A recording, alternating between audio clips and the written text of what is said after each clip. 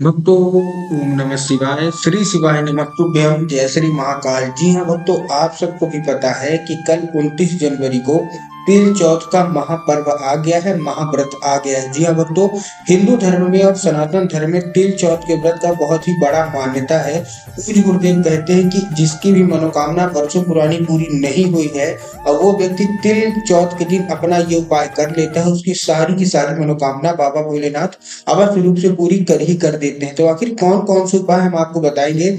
देखिए, ये जो तिल चौथ व्रत है, ये बहुत सालों बाद ऐसा संयोग बना है। अब आप सोचेंगे संयोग कौन सा है। देखिए, सबसे पहले तिल चौथ का महापर्व है, लेकिन उसके साथ साथ दिन कौन सा है। दिन है दोस्तों सोमवार का। जी हाँ दोस्तों, सोमवार के दिन मतलब महादेव का दिन, उसके साथ तिल चौथ का व्रत। बहुत ही बड़ा संयोग बना है। अगर आपके जीवन में धन की कमी है, कर्जा मुक्ति हो नहीं रही है और ऐसी कोई मनोकामना है जो कि वर्षों पुरानी हो गई है लेकिन अभी तक पूरी नहीं हुई है, तो केवल और केवल आपको ये उपाय कर लेना है। अगर आपने उपाय अच्छे से कर लिया और अच्छे से सुन के अच्छे से कर लिया तो 100% है कि आपकी मनोकामना पूरी होगी ही होगी।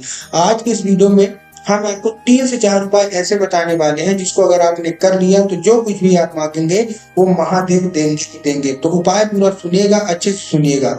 बहुत सारे लोग पूज्य गुरुदेव की कथा में ये भी पूछते हैं कि गुरुदेव, हमने उपाय तो आपके द्वारा बताए गए किए, लेकिन हमारी मनोकामना क्यों नहीं पूरी हुई, क्या ये उपाय गलत थे। तब गुरुदेव ने उसका उत्तर देते हुए कहा कि उपाय गलत नहीं थे, आपने किया गलत। क्यों? क्योंकि आपने पूरा सुना ही नहीं। बहुत सारे लोग आधा अधूरा उपाय सुन के करने लगते हैं, इसीलिए उनकी मनोकामना पूरी नहीं होती।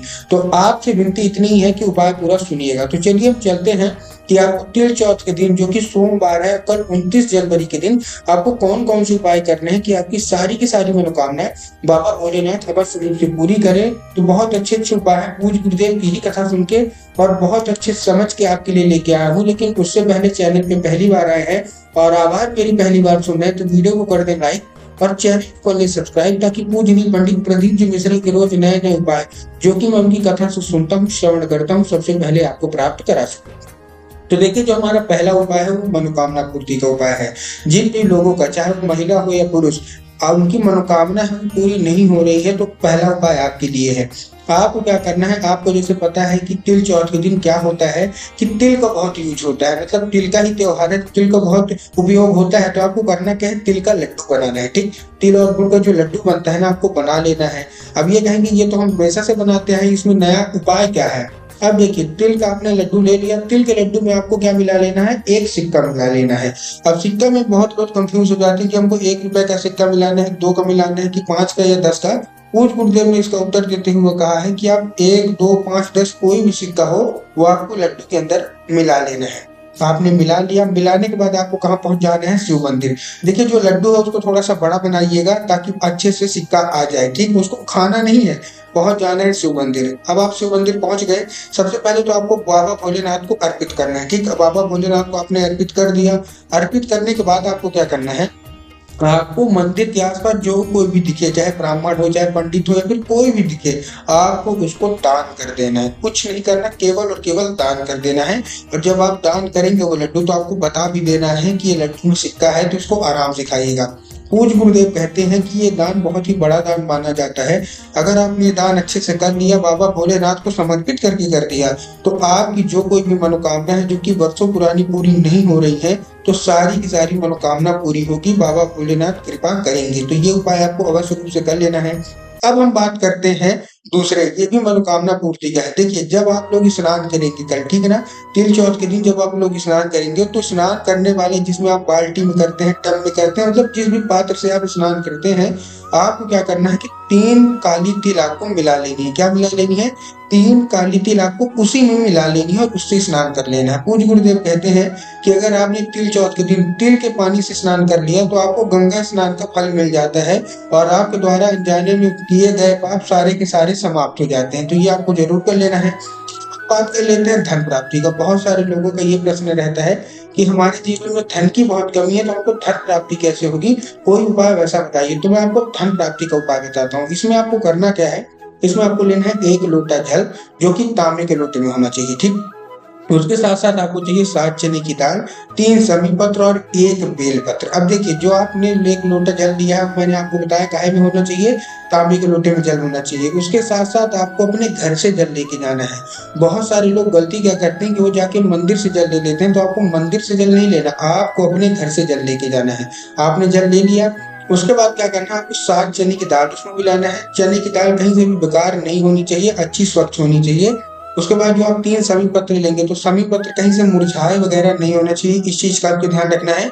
और उसके साथ साथ जो आप एक बेल पत्र ले रहे हैं, तो बेल पत्र कहीं से भी कटा फटा नहीं होना चाहिए, कहीं से भी खंडित नहीं होना चाहिए और मुरझाया हुआ नहीं होना चाहिए, हरा होना चाहिए।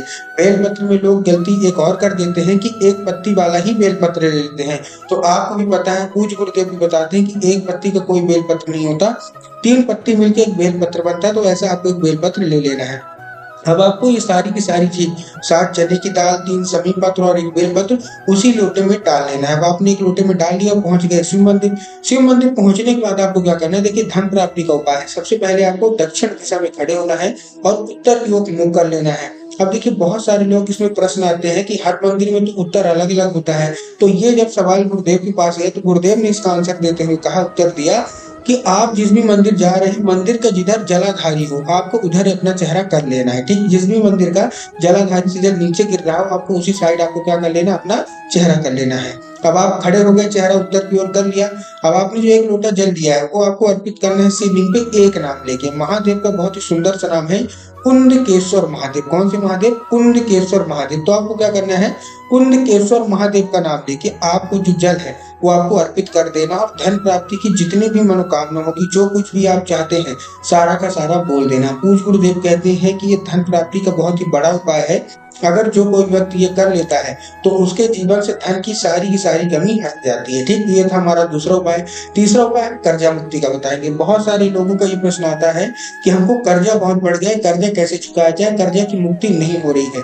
तो अब हम कर्जा मुक्ति का उपाय समझ लेते हैं। आपको उस उपाय में चाहिए दही। क्या चाहिए? दही। अब आपको भी पता है कि भगवान भोलेनाथ को दूध, दही, शहद कितना ज्यादा पसंद है, कितना ज्यादा अर्पित होता है।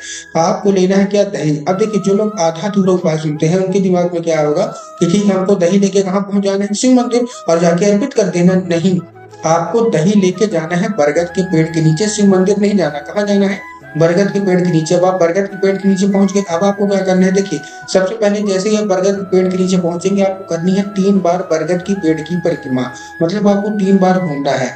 अब घूमते घूमते आपके जीवन में जितना भी कर्जा होगा, जो भी आपके है, मतलब जितना भी बर्डन है, आपको महादेव से बोल देना है।